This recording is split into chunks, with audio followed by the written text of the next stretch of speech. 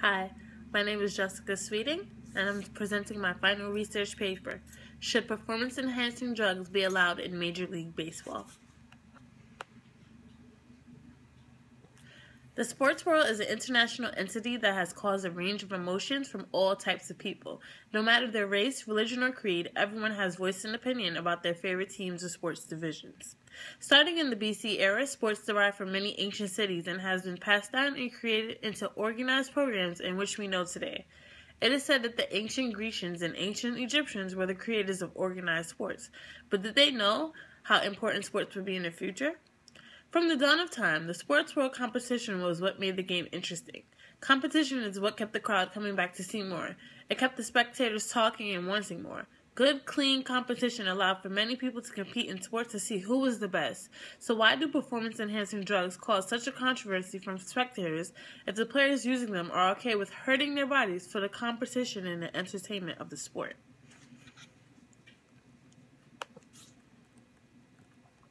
Performance-enhancing drugs, or PEDs, are substances used to improve performance. They became popular by bodybuilders, and then athletes took a liking to them once they saw the results of their game. Every American/Canadian major league sport played in the States have their own name for these drugs, and they are ever evolving with the change of globalization of medicine. Performance-enhancing drugs have very critical risks and terrible outcomes in the long run. The dangers of taking certain PEDs are baldness, shrunken testicles, infertility, impotence, rage, prominent breasts, and for women, absent periods, deeper voice, and many others, to name a few.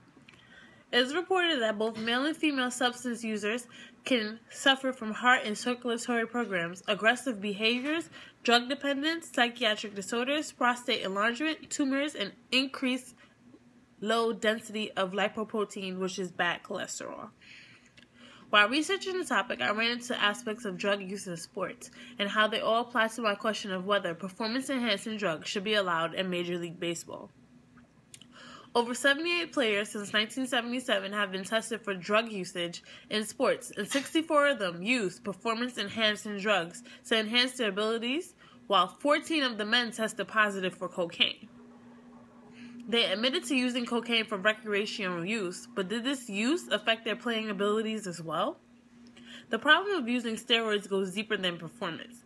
It starts from the mind, then works its way down to your heart. Why would you risk your whole livelihood just for a moment of success? Is it because of your love of sport? That is the argument that seems to be surfacing Major League Baseball area. Major League Baseball is the great American sport that has been hit with this topic since the days of Barry Bonds. Major League Baseball has tried different ways to curtail this drug epidemic. They have new ways under Congress on how to punish abusers of PEDs. These rules were created in January of 2004 and revised in 2008. With these rules in place, players are still being caught using drugs to enhance their game. The rules state the loss of playing in games, and you get 3 times to mess up.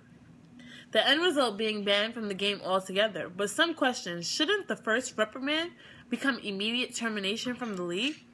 The use of non-steroidal drugs are becoming a targeted issue because the effects they have on a person who doesn't play major league sports are pretty high. If the use of aspirin affects the player while playing their sport, it now affects the fairness of the game and their job to win.